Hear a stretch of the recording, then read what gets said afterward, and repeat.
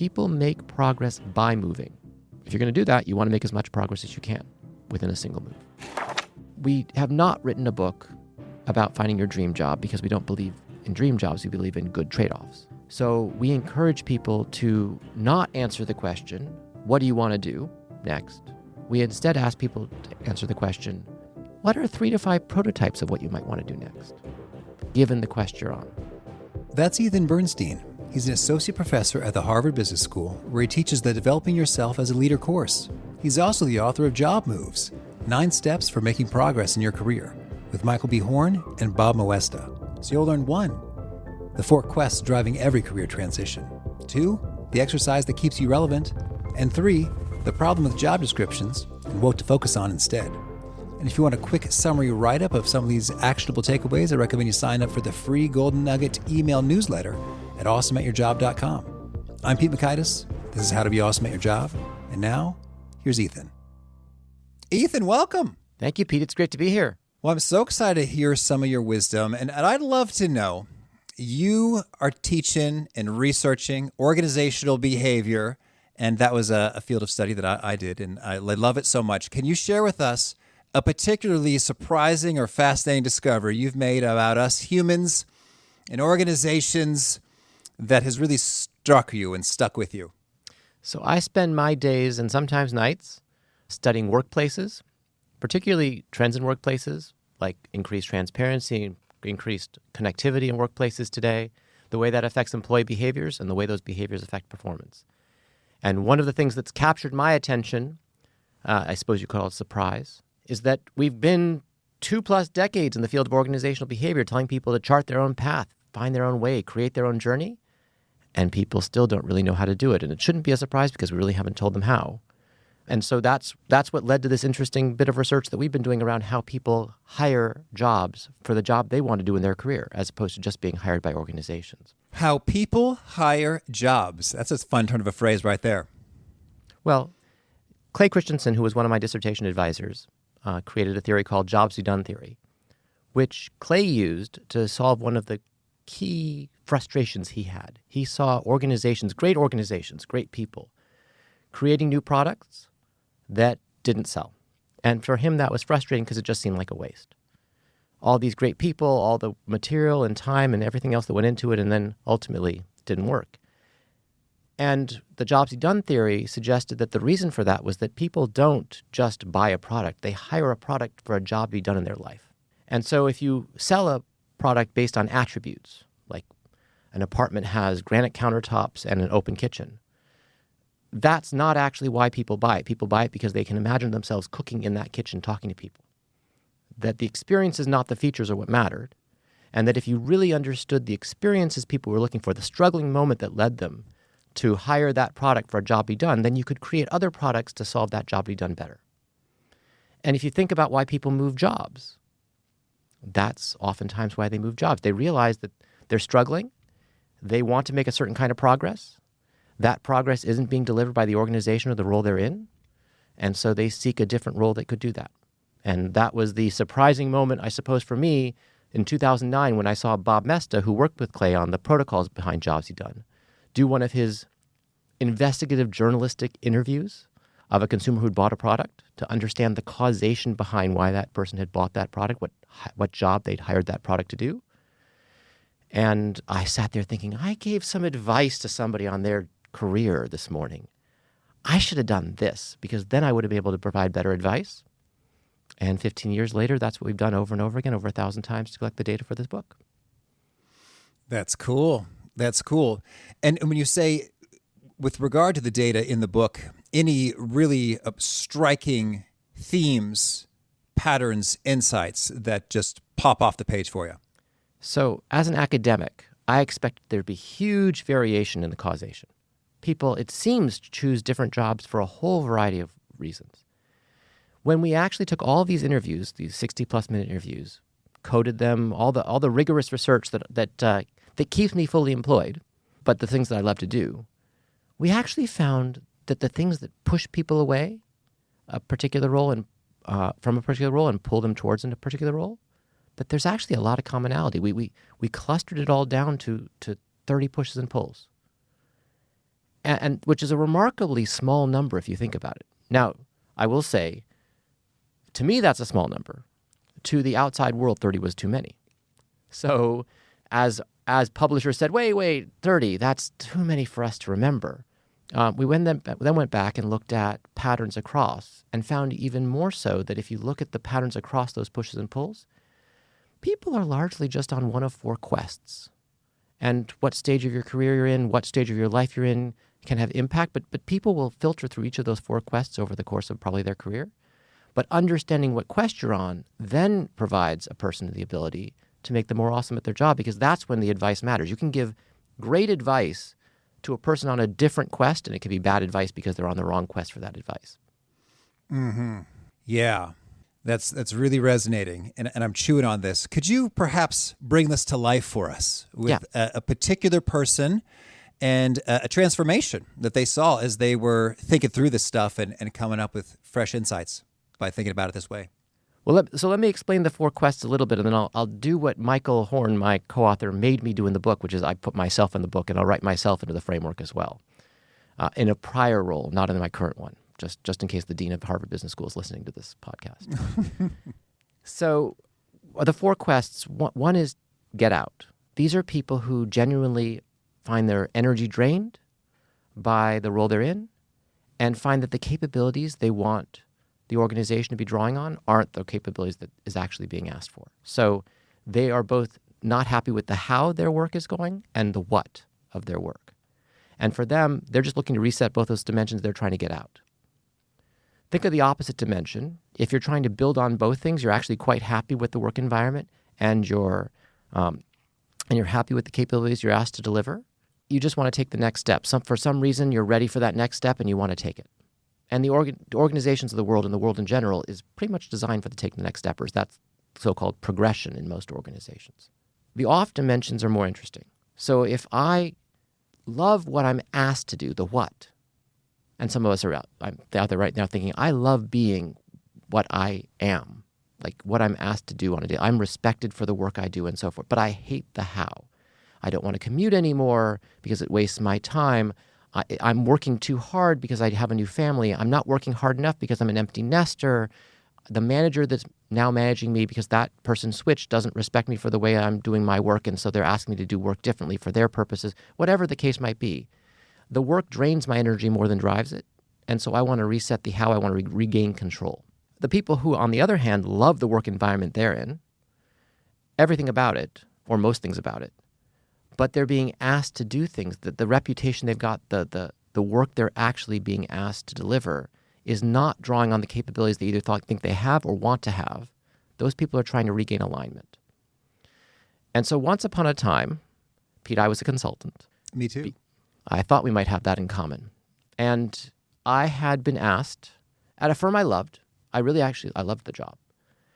And I had been asked to step in for somebody who'd left a project midstream. And it was a restructuring project. And I stepped in, we delivered the product to the client, we delivered the project, all was good. And then another such project came along, and because they needed someone with that expertise in the local office, they asked me if I would do it. And I said, okay. I mean, I was still at the stage of my career where I was like, yeah, sure, of course, I'm happy to help where I can.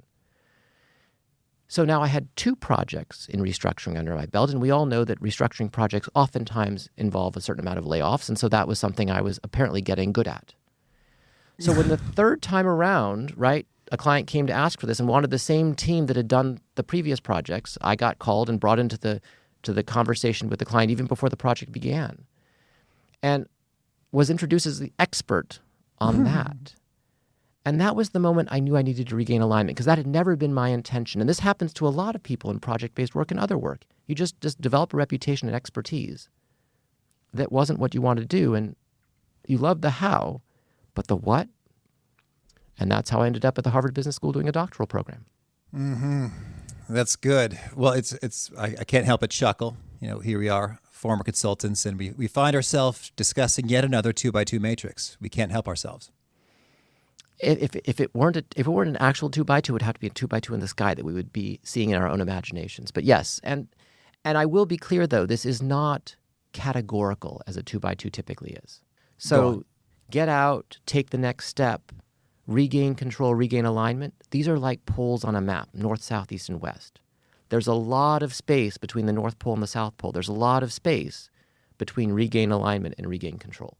And people are in that space. So these are just likelihoods. In fact, we offer an assessment based on the pushes and pulls, so people can try to figure out where they might be on the quests using an assessment at jobmoves.com. It's available for free.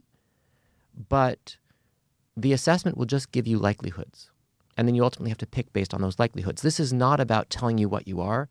This is about helping you be more aware of where the pushes and pulls are so you can understand if those forces are aligning enough that they overcome the habits of the present and the anxieties of a new solution that might keep us in our role, feeling stuck, maybe silently quitting. I don't quite quitting. I don't know. But it's understanding the alignment that might be drawing us to something new.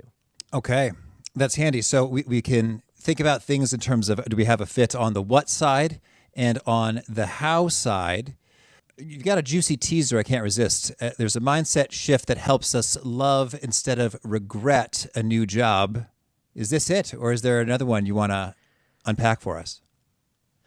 So that's the broad one.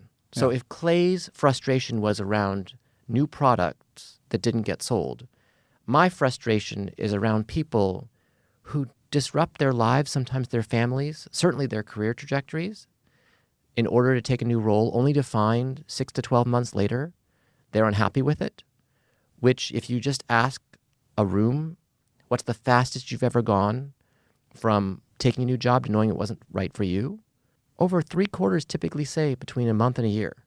That's my frustration. So that's not leading anybody into a good place. It is causing us a huge amount of disruption, and it's an indication, I think, of a process that's broken. And so my goal here is to try and help people do that better.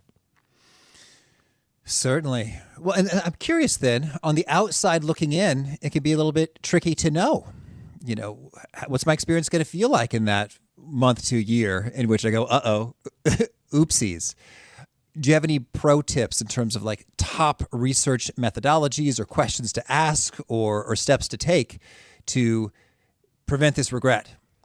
So let me offer you a few thoughts from the book and from our research and from my course, Developing Yourself as a Leader. So first, I think having the pushes and pulls is helpful. That list, you ask somebody, how you doing?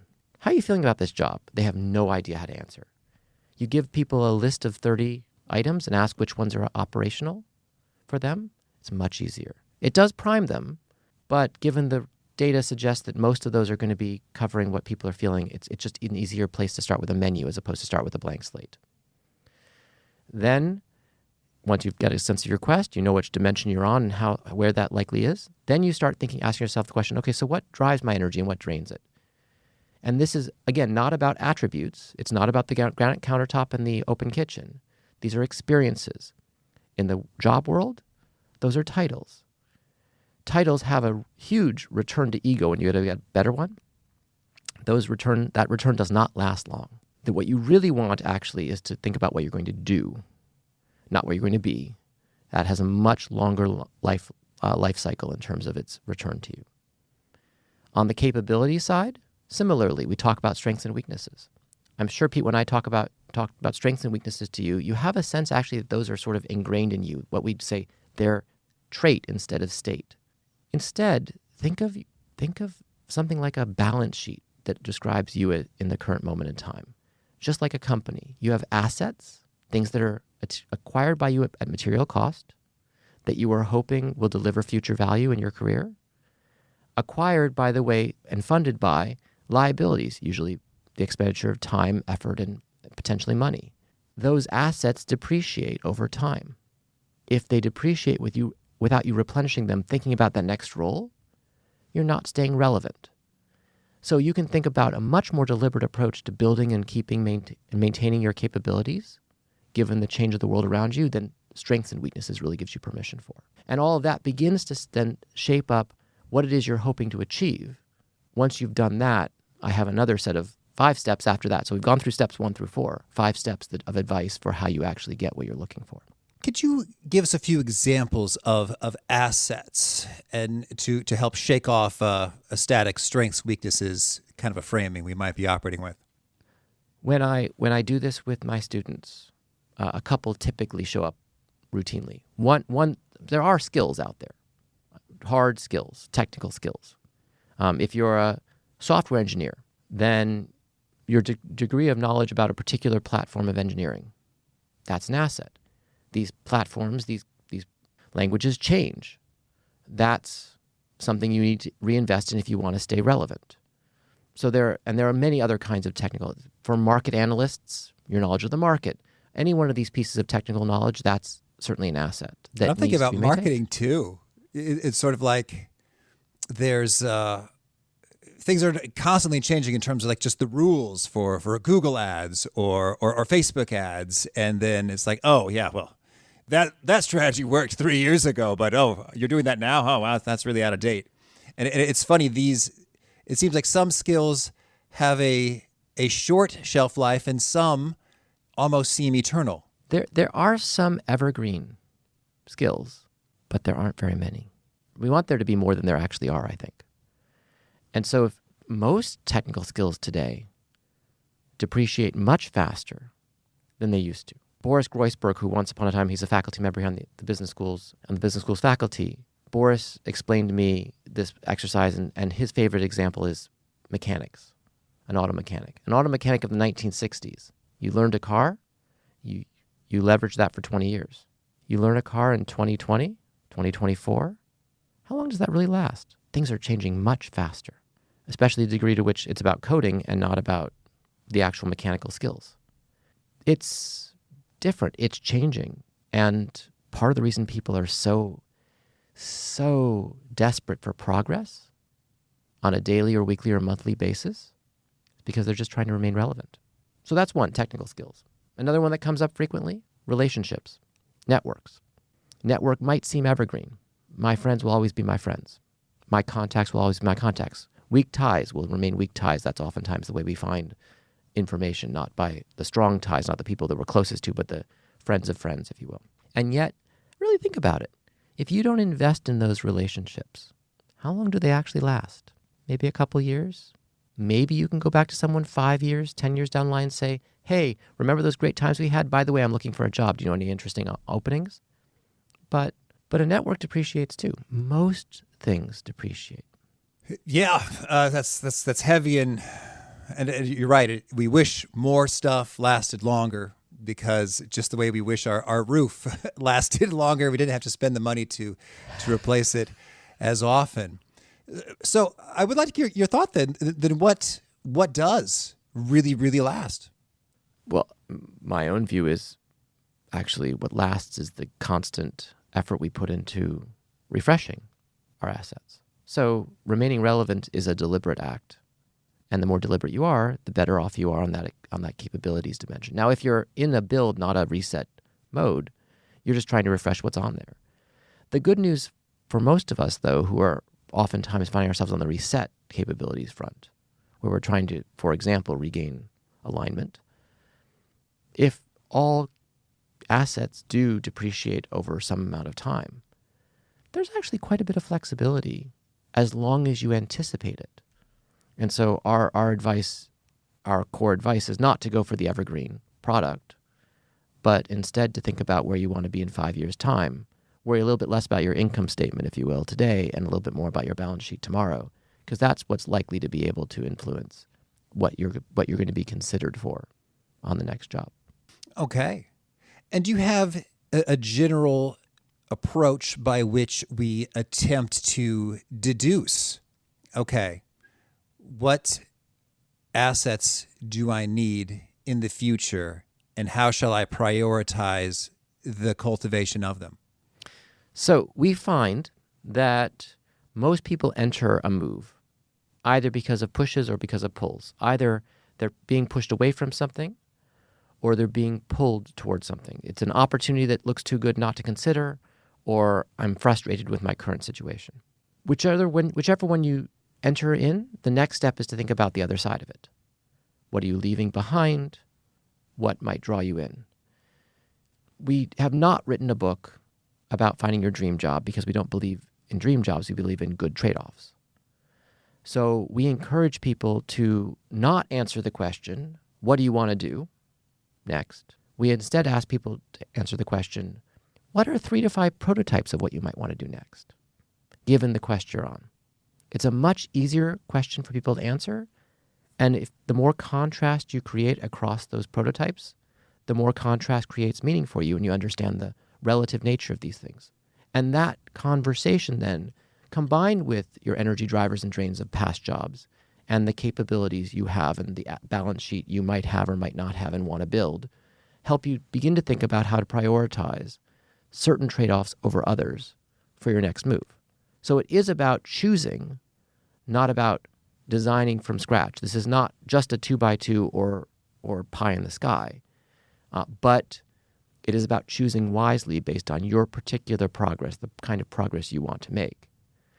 Because what we saw in the Great Resignation, when people want to make a certain kind of progress and the world offers them progression that doesn't match, what do? They leave. Mm-hmm. Okay, now when you say 3 to 5 prototypes, could you articulate, like, here's what I mean by a prototype, like how someone might articulate that sketch? It's 3 to 5 versions of a job you might want to have. Just like if you're a new product developer, it's 3 to 5 versions of the product you think that people might want to buy. I'm not going to ask you, Pete, what you're looking to do next. But I might do this until I die. We'll see. But maybe there's a version of this. Maybe there's another podcast around the corner. What does that look like? How is it that you would change this or change that? Would it be within an organization? Would it be outside an organization? As a side gig? As a set of side gigs? Is it a part of my portfolio? What dimensions could I change? Could I change geography? Could I change role? Could I like the functional role? Could I change any one of a number of aspects of this? If I took the core central quest that I'm on, let's say it's regain alignment, and wanted to change some of the capabilities I'm being asked to do, okay, what are the 3 to 5 versions of that role I could imagine that would allow me to do that would still take into account the fact that I like the way my energy is driven currently by the job. Those pushes and pulls don't exist for me. And also took into account the capabilities I might want to keep, I might want to build on, so that I'm just focused on changing the dimensions that would allow me to achieve what I'm trying to achieve in the next round. Okay.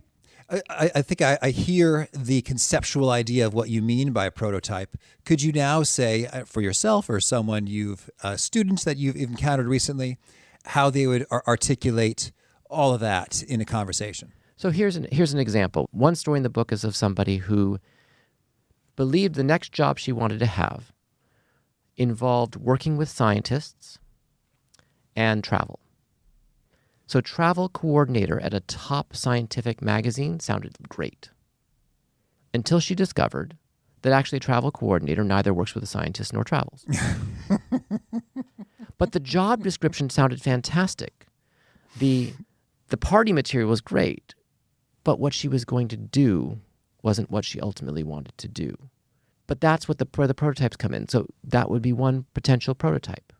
Another, and you can go out there and find these roles if you need to, but most of us have the ability, especially if we have 1 or 2 or 3 jobs in the world, to get a sense for, okay, so based on what I've done, which are the pieces I keep, which are the pieces I don't.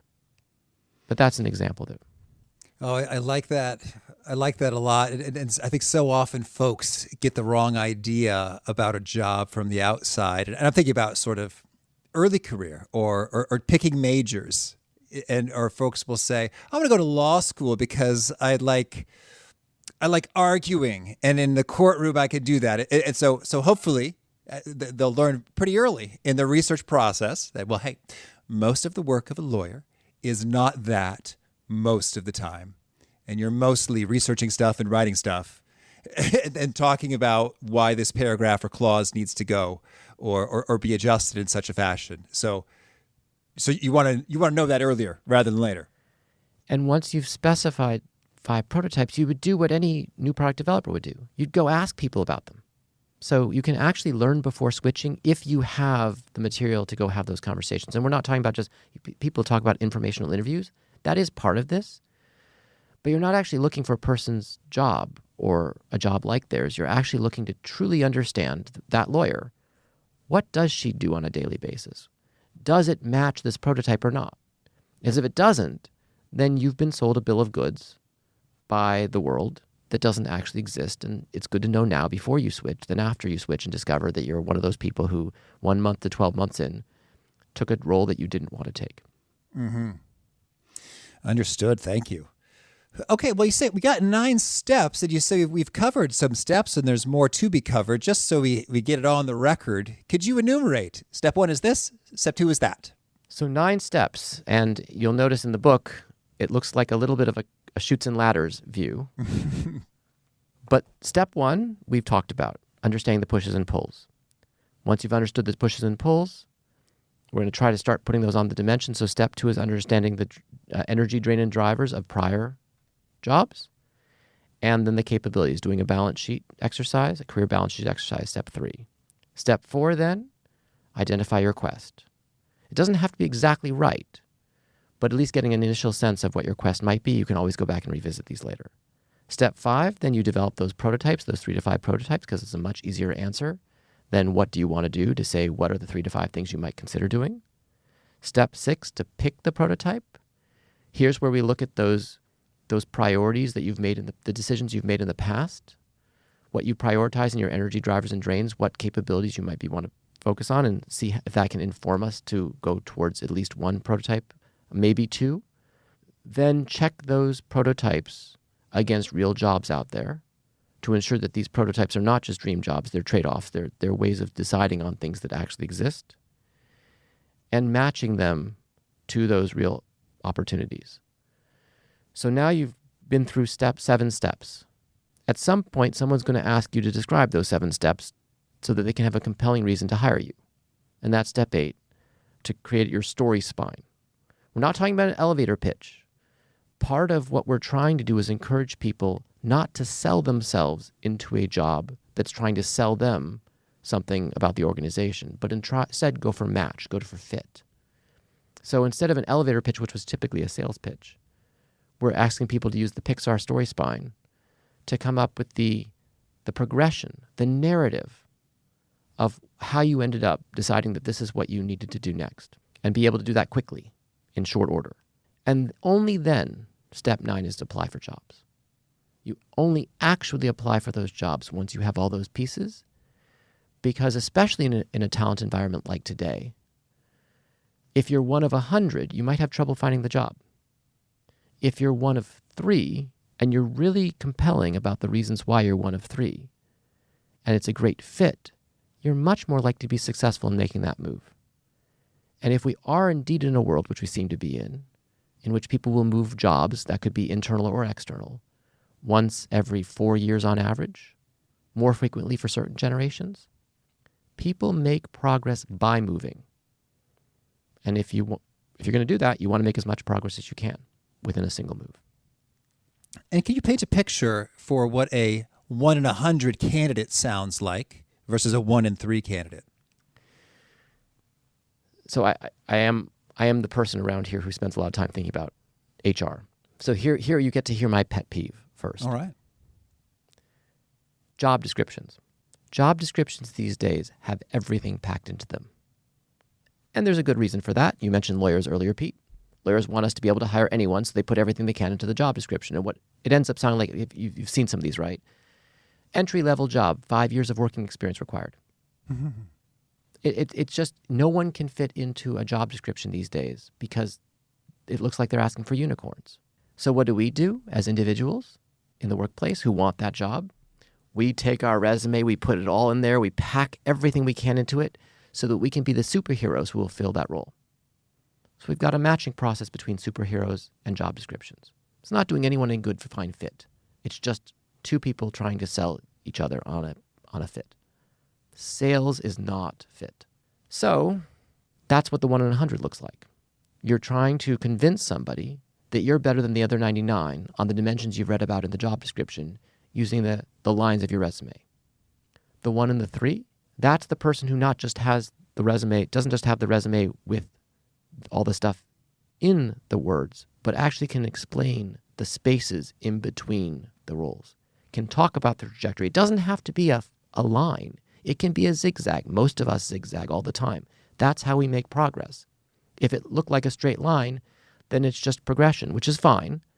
But most of us don't look like that. And we haven't written the book for people who are on a progression because they know where they're going next. That's the 1 in 3, though. The 1 in 3 is the person who actually has an explanation, a story spine that makes sense for the zig and the zag, that makes the person who you're talking to convinced that actually this is the right role for you because you will grow in the role and the role will grow with you and the organization and the individual both benefit.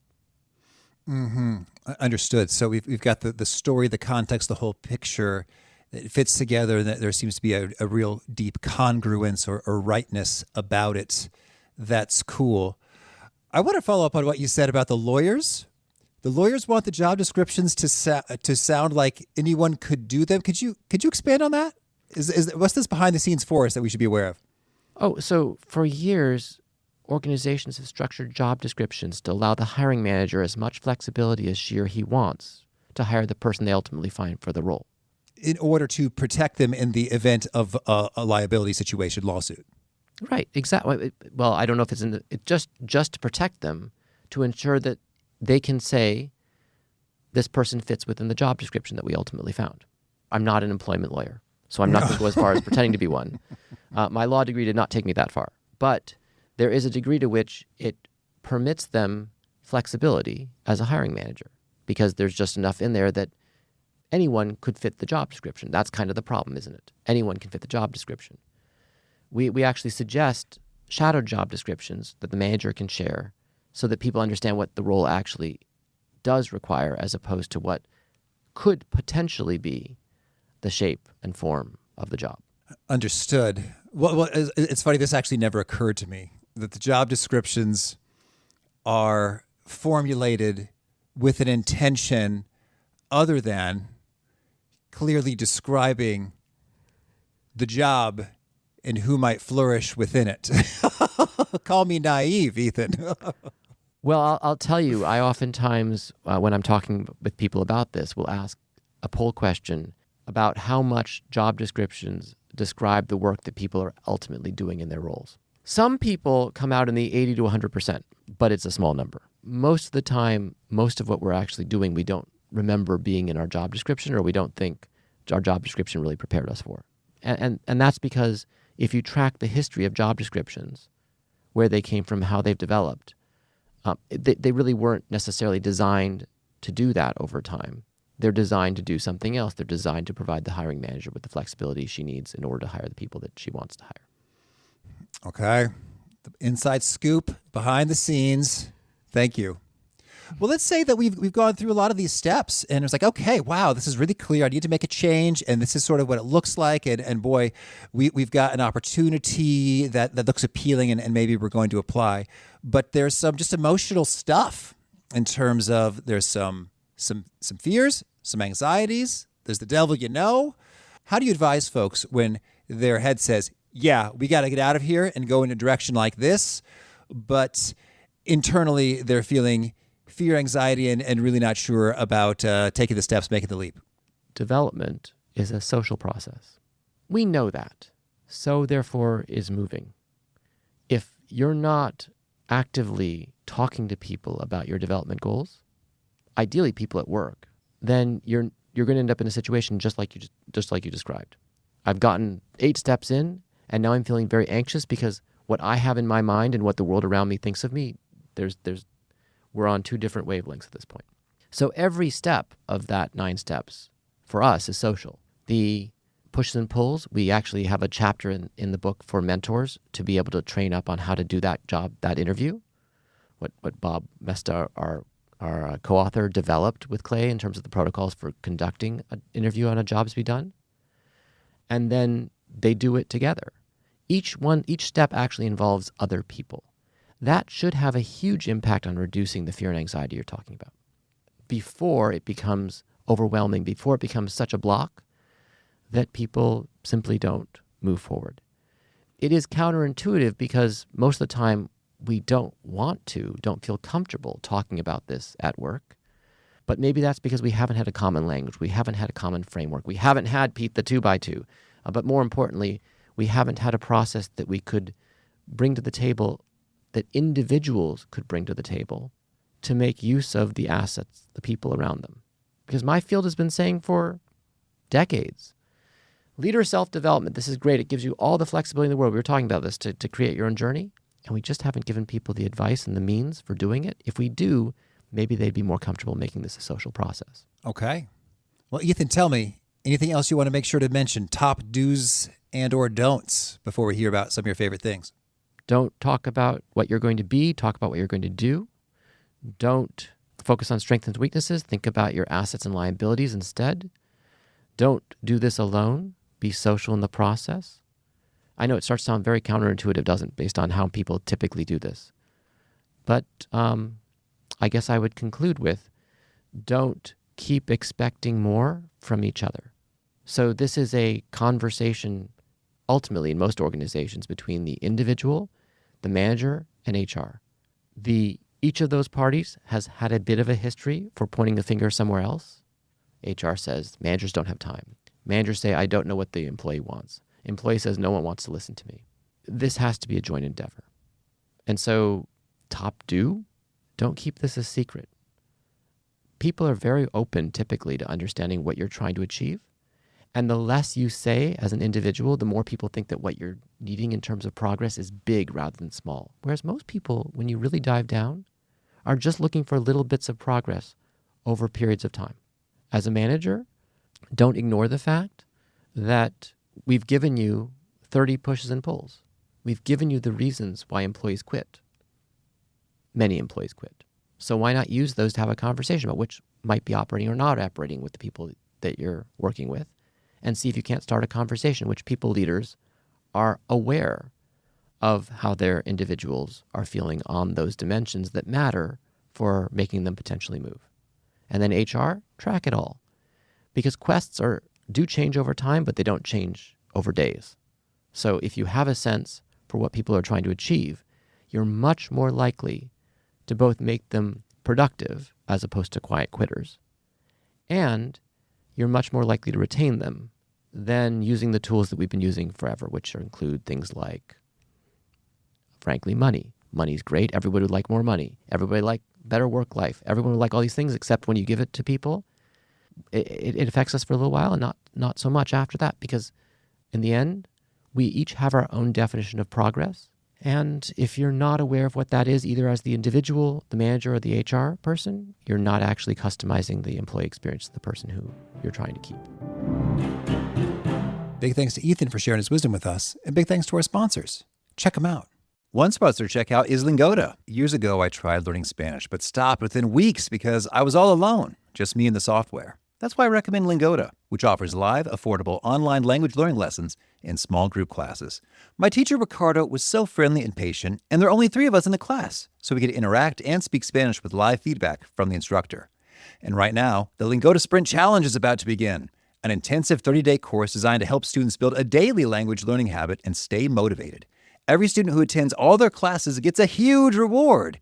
When you have that perfect streak, you get either a 50% cash back reward or more free classes. So join the special 1-month Lingoda Sprint and boost your language skills before the holidays. Visit try.lingoda.com/awesome to save up to 20% on your sign-up fee and get an extra $25 off with my code AWESOME. That's spelled LINGODA. Add up all the discounts and cash back, we're talking under $5 per class. Wow. Offer expires November 18th. Well, now could you share a favorite quote? Something you find inspiring. I'm going to go to a Mark Twain quote, given where I am in the world. The 2 most important days in your life are the day you were born and the day you find out why. And every time I hear that quote, I'd love to ask him a question. What on earth am I supposed to do in between? The answer is make progress. And hopefully, some of this advice helps everyone out there not just be awesome at their job, but make progress in it as well. Okay. A favorite tool, something you use to be awesome at your job? Chalk. Okay. Believe it or not, the Harvard Business School, we still have chalkboards. You know why? Tell me. As opposed to whiteboards, this is at least my understanding of it. At least as opposed to whiteboards, when you write with chalk on the board, people hear it. You're actually working with the students to make progress together in the classroom, and that's why I love chalk, because the sound and the work together, putting their comments on the board, because I'm not writing my own thoughts, I'm writing theirs, goes from blank slate at minute 0 to full board at minute 80, structured in a way that we actually understand how we've all contributed actively to the conversation and the progress we've made together. Beautiful. That's poetic. Yeah. And a favorite habit? I have a 6-year-old and a 12-year-old. My favorite habit is reading to them every night. Okay. And is there a key nugget you share that really seems to connect and resonate with folks? They quote back to you often? Maybe I can answer that question and anticipate your question about my favorite book at the same time. I oftentimes will end my course with a children's book that I then rewrite for the lessons of the course. It does turn out, though, you don't need to rewrite that much. Yes, pull out the red pen, cross out some lines here and there, make it more focused to the course. But you can learn a lot from a book like Pooh's instruction book. Okay. And if folks want to learn more or get in touch, where would you point them? I'm at e@hbs.edu, just the letter E. That's really cool. That's one of the shortest email addresses I've ever encountered. Beautiful. 7 characters without the period and the @ sign, yep. Mm-hmm. And you have a final challenge or call to action for folks looking to be awesome at their jobs. Think about the next one now.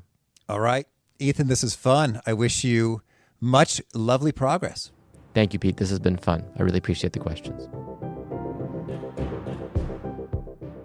I really like Ethan's perspective on assets, and it takes some effort to renew the assets, the networks, to keep them relevant and away from a place of, what, why are you calling me now? This is sort of weird. It takes a little bit of effort, but boy, when those assets are present and firing, you really are well equipped and feeling good to make some great things happen. Great stuff from Ethan. If you want to check out the show notes or the transcript or the links to items that we referenced, please visit us at awesomeatyourjob.com/EP1008.